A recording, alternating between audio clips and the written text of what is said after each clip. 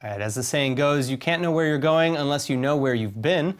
While opening a window into the mind of Zev Jabotinsky, one of the Jewish nation's foremost thinkers whose legacy helped pave the way for modern Israel, is a pretty great place to start. And so in commemoration of the 90th anniversary of the 1929 Hebron massacre, the Menachem Begin Heritage Center and the Jabotinsky Institute are proud to introduce the 7th volume of Jabotinsky's writings, entitled The Land of Israel II, and here to tell us all about it is the deputy editor for the English anthology volumes of Jabotinsky's writings, Yisrael Medad. Yisrael, thank you so much for coming in. Thank you for having me on. It's my pleasure. All right, so tell us a little bit about The Land of Israel II. What's in it? Well, as you said, it's a 7th volume. It's a projected maybe 25 or maybe even 30 volumes.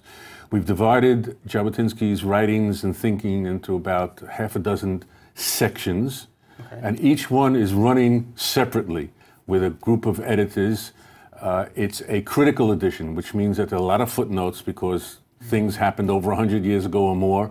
And this volume is dedicated to the period of about the late 1920s into the very early 1930s. Jabotinsky lived here between 26 and 1929.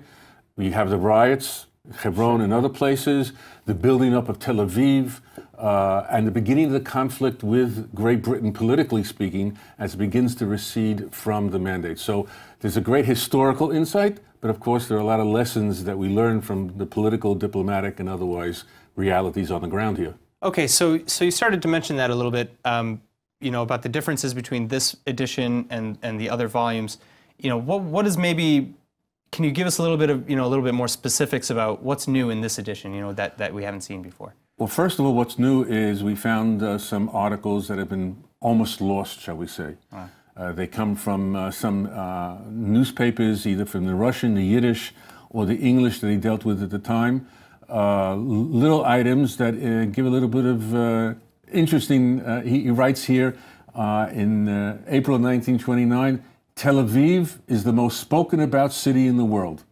Now, there you have number one, Tel Aviv, number two, not only Jerusalem, number two, his optimism, number three, his enthusiasm about trying to project Zionism, which I think today we're stuck in battles about Zionism, when then it was a... Well, and his kind of views on Zionism are a bit different than the modern... Well, of course, he is the father of what we call today the national liberal wing of Zionism, which on the one hand is very economically, say, pro free enterprise and less on the socialism that built up Israel at that time.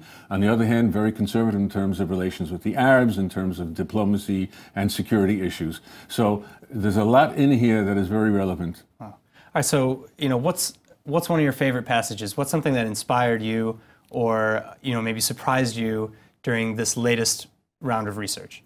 Well, what surprised me, I think, is the fact that despite the fact that he was engaged in major political battles at the time, again, we're talking about with 26 Begin, with all sorts of, yeah. Well, all these issues are coming up. Menachem Begin a little bit later, shall we say. Yeah. However, he deals with literature. He deals with industry, and he goes into details analyzing statistics about the various fairs, industrial fairs that we hear in North Tel Aviv at the time. And so you see a man who you thought, on the one hand, was a statesman, a politician, but he gets down into everything, and I think it's very relevant in terms of a human touch when you want to read about an historical figure and character.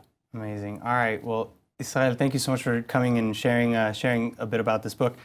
Again, the new edition of Eretz Yisrael. New edition, the Jabotinsky Institute, together with the Menachem Begin Heritage Center, and soon will be on sale in bookstores and other places, including the Jabotinsky Institute. Excellent. Yisrael Medad, thank you so much for coming. Thank you for having me on.